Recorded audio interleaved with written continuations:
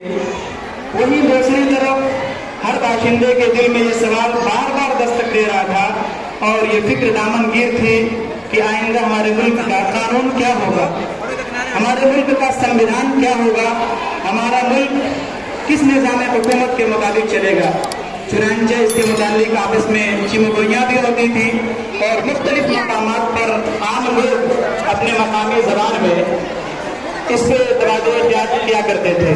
तो आइए उसी हसीन मंजर को मुकालमे की शक्ल में पेश करने के लिए मैं दावत देता हूँ अबू हुज़ैफा कलकत्ता को कि माह तशरीफ लाएं और मुकालमा पेश करें।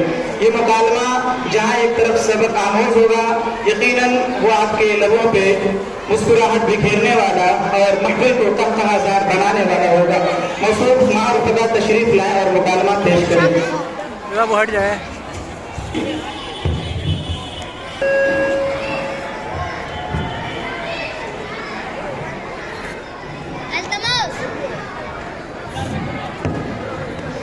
हेलो हेलो वो है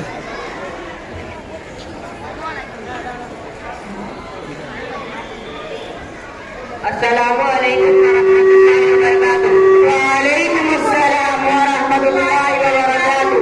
और आप सब खैरियत से हैं? अल्हम्दुलिल्लाह, अल्लाह का शुक्र है। मैं आपसे कुछ बात कहना चाहता हूँ। जी फरमाएं। भाइयों, आज हम सब कितने खुश हैं कि एक लंबे जमाने की गुलामी के बाद आज हम सबको अंग्रेजों के पंजे से रिहाई मिली। सच कहते हो दोस्त, ना जाने हमारे कितने बुजुर्ग आज के दिन का ख्वाब देखते हुए दुनिया से चले गए। काश के वो आज के दिन होते तो कितनी खुशी महसूस करते। लेकिन दोस्तों, मुझे यकीन है कि खुदा ताला ने इस आजादी की खबर उनकी रूहों को जरूर सुनाई होगी और आज इन शहीदों की रूहें बहुत खुश होंगी जिन्होंने इस वतन की आजादी के लिए अपने जानों के नजराने पेश किए। मैं तुझे उन मुशक्कत भरी घड़ियों के बारे में सोचता हूँ तो मेरा दिल दहल जाता है। कितने मुश्किल दिन थे जो हमने गुजारे, कितनी जानी गई, कितने बच्चे यतीम हुए, कितनी औरतें बेवा हुई, कितने दुखों के बाद मिली है ये आजादी। मेरे दोस्त, इनकलाब यूं ही नहीं आ जाया करते। इसके लिए बड़ी कुर्बानियां और तवील जिद्दोजहद की जरूरत होती है। लेकिन एक ख्याल मेरे दिल में बार बार आकर मुझे परेशान कर रहा है कि आजादी तो मिल गई, लेकिन आइंदा हमारे मुल्क का कानून क्या होगा, कैसे चलेगा हमारा मुल्क? क्योंकि हमारे मुल्क में मुख्तलिफ मज़ाहिब के लोग बसते हैं। वो कौन सा कानून होगा जिसमें सबकी रियायत होगी? ये आवाज तो हम सबके दिल की है। चलो और चलते हैं, चौक होकर आते हैं।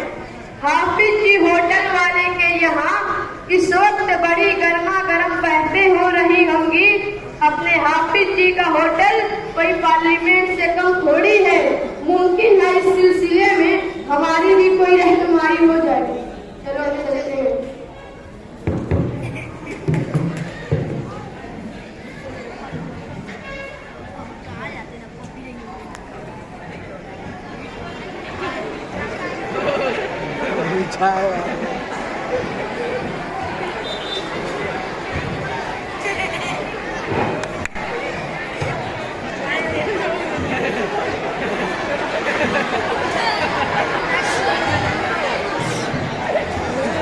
बहुत दिक्कत है।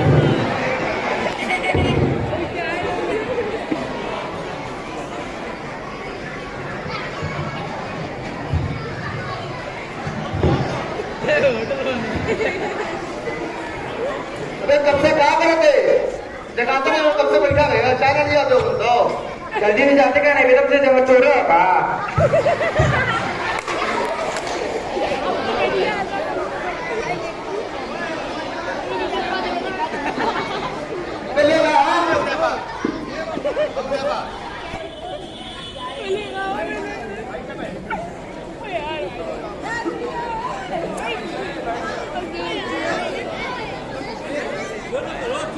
देखो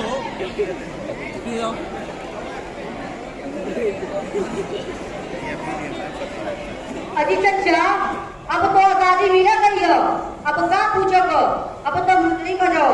बस निकल इनसे होती से काम मत करो, बहुत आजादी का नारा लगावा दे। आज ये एकदम सही बोल रहे हो। मोर समझ में नहीं होती आजादी में कहीं अंग्रेजों की चाल नहीं था ना। अबे तुम्हें क्या मसला, तुम्हें की हर बतिया में क्या पूरा समझो तो कोई भी चीज है दुश्मनी करो तो मोरे तो लगा था इन्हें के छिड़ियों आवत हुई है ना, तो इन्हें ये कहते हैं कि अंग्रेजों की कोई चाल हो।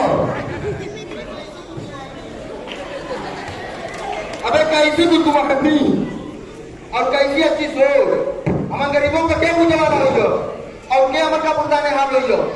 अबे खुशी की बात तो हो और क्या करी जाए, इतना जख्म खावा गया, इतनी हमें तकलीफ पहुंची हो कि अब खुशी से भी डर लगा है। और इन्हान का इतना भूषण, इन्हें क्या कुछ पता है कि आजादी के बाद मुल्क की हालत कैसी रही है और क्या कानून बन गया और कौन गारंटी है कि हाँ मन अच्छी से करी जा। सबसे पहले तुम ये देखो कि हम के मुसलमान है और हमें चाहिए कि और हम कहते हैं कि मेरे चीज से वायु सही होती है जो अल्लाह ने हमारे दी है वही करना खुश रहो और फिर अपने बड़े बुढ़ों का भरोसा करो फिर वो जरूर हमारे खातिर अच्छी चीज लेके आई हो। अबे बहुत ऐसे ही हालात देखा गए, मोरे तो कुछ समझ में ना दिखा हो जो। वालेकुम अस्सलाम व रहमतुल्लाहि व बरकातुहू। खैरियत से आप लोग? अल्हम्दुलिल्लाह। अच्छा बोल रहे भाई कहाँ गए, थोड़ा इनका समझा इकुल हर बतिया पर बुरा भी जाते और अच्छी चीजें घूसा आ जाती। हाँ, मैंने आप लोगों की बात सुनी, ये बातें अपनी जगह सही है। जब कोई इंसान बहुत ज्यादा दुख झेल चुका होता है उसे बहुत सी चीजों में खतरात और अंदेशे घेरे हुए रहते हैं, लेकिन ऐसे मौका पर मैं आप लोगों से यही कहूंगा कि इस आज़ादी को अल्लाह का एक तोहफा समझकर कबूल कीजिए और याद रखिए जो आज़ादी हमें इतनी कुर्बानियों के बाद मिली है वो हमारे लिए बहुत अजीम है। और जहाँ तक सवाल है कि आइंदा क्या कवानीन नाफिज होंगे, तो अब हमारे मुल्क में एक से एक आला दिमाग और सही लोग मौजूद है, वो यकीनन अब कानून बनाएंगे जिसमें हर एक की रियायत होगी। लिहाजा इंतजार करें और अच्छाई की दुआ करें। अरे चाचा अब तेरा दिमाग और तैयार हुआ ना, तब पता चलने आने लगी। अबे ठीक है, अभी देखी चला गया क्या हो तो।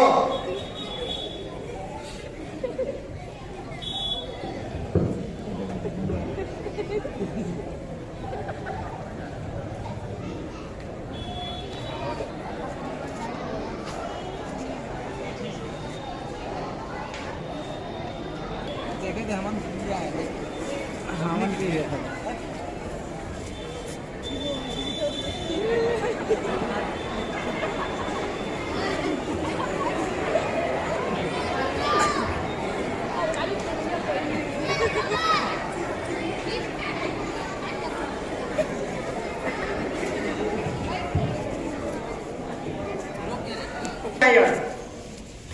अरे चाचा चाहिए या पियो की खाली बात ये हो। अबे फ्री में देगा नहीं कि खाली चाय चाय लगाए हो जो तब इतना चिल्लाते तो लेगा।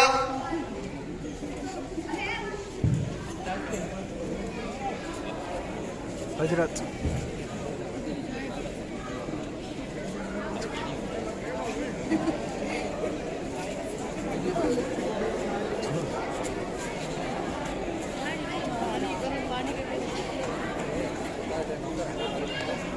हटा रहे नहीं यार बोल रहे।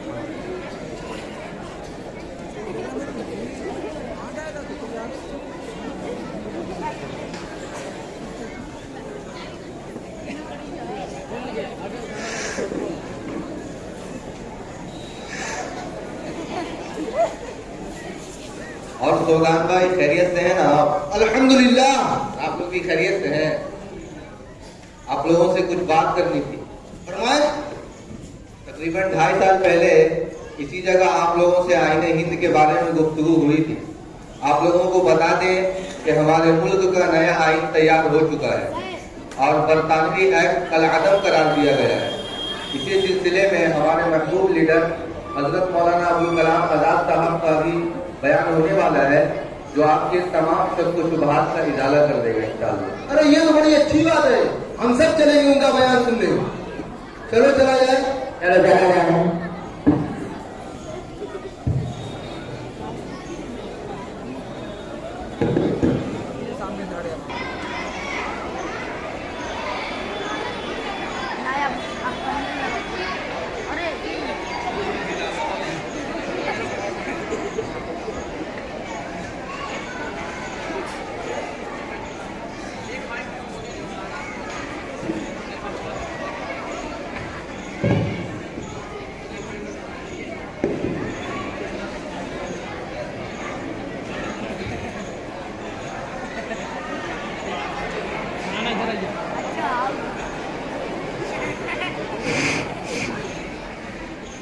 السلام علیکم ورحمۃ اللہ وبرکاتہ نحمده ونصلی علی رسولہ الکریم اما بعد باشندگان ہند وطن عزیز ہندوستان کو دیگر ممالک پر یہ امتیازی خصوصیت حاصل ہے کہ یہاں کے باشندے متعدد مذاہب کے پیروکار اور مختلف تہذیبوں کے امین ہیں۔ وطن مقدس در اصل و سرزمین ہے جہاں انسان دوستی کے علم بردار اور امن اور اخوت و محبت کے داعی جنم لیتے رہے ہیں۔ اسی وجہ سے وطن عزیز کو بجا طور پر گلہائے رنگا رنگ سے آراستہ چمن اور مختلف ستاروں سے جگمگاتے خوشنما آسمان کے ساتھ تشبیہ دی جا سکتی ہے۔ چنانچہ مذکورہ والا صفات کے حامل ملک کے لیے ایک ایسے آئین کی ضرورت تھی جو حقوق انسانی کا سچا علم بردار ہو اور جس میں کسی قسم کا تعصب نہ برتا گیا ہو۔ ہمارے ملک کے اعلیٰ دماغوں نے جو آئین تیار کیا ہے اس کے کچھ اہم و ممتاز انسانی حقوق یہ ہیں۔ نمبر 1، حق مساوات۔ ملک میں رہنے والے تمام افراد حقوق انسانی میں آئینی اعتبار سے برابر ہیں۔ ان میں اونچ نیچ، اعلیٰ اور ادنا کی تفریق نہیں ہے، جیسا کہ آئین کی دفعہ نمبر 14، 15 اور 16 میں مذکور ہے۔ نمبر 2، حقوق آزادی۔ آئین کی دفعہ نمبر 19 تا 22 میں مذکور ہے۔ مملکت کے تمام شہریوں کو تقریر اور اظہار رائے، امن پسند طریقے سے یکجا ہونے، تنظیمیں قائم کرنے، بھارت کے تمام علاقوں میں آزادانہ نقل و حرکت کرنے، بھارت کے کسی بھی حصہ میں بسنے، کسی بھی پیشہ کو اختیار کرنے، تجارت اور کاروبار کرنے کی مکمل آزادی ہوگی۔ نمبر 3، مذہبی آزادی۔ آئین کی دفعہ نمبر 25 میں مذکور ہے تمام اشخاص کو آزادی سے مذہب قبول کرنے اور اس کی پیروی کرنے کا مساوی حق حاصل ہوگا۔ نمبر 4، ثقافتی اور تعلیمی حقوق۔ آئین کی دفعہ نمبر 29 میں کہا گیا ہے بھارت کے علاقوں میں رہنے والے وہ لوگ جن کی زبان اور رسم الخط اور ثقافت جداگانہ ہو اسے اس کو محفوظ رکھنے کا مکمل حق حاصل ہوگا۔ نیز دفعہ نمبر 30 میں ہے تمام اقلیتوں کو خواہ وہ مذہب کے نام پر ہو یا زبان کے نام پر اپنے تعلیمی ادارے قائم کرنے اور اس کا انتظام کرنے کا حق حاصل ہوگا۔ مذکورہ والا دفعات اور اس جیسے بہت سے روشن دفعات پر ہمارا دستور اساسی مشتمل ہے، جس کی روشنی میں بجا طور پر کہا جا سکتا ہے کہ ہمارا دستور اساسی حقوق انسانی کا علم بردار اور امن و آشتی کا ضامن ہے، اور اس کے سائے تلے ہم ایک پرلطف اور پرسکون زندگی گزار سکتے ہیں۔ وما علینا الا البلاغ۔